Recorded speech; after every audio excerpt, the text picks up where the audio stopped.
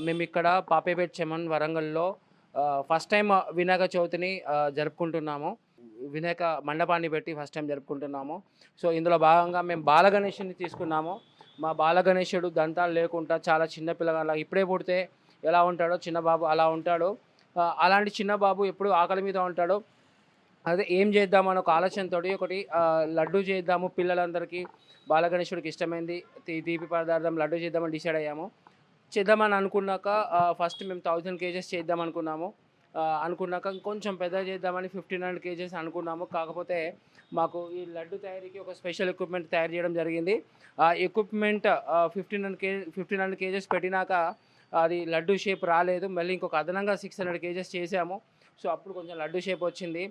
మేము దైవ సంకల్పం అనుకున్నాము. ఈ విధంగా 2100 కేజెస్ భారీ లడ్డూని మా బుజ్జి గణపయ్యకి మేము ప్రసాదంగా సమర్పించుకున్నామండి.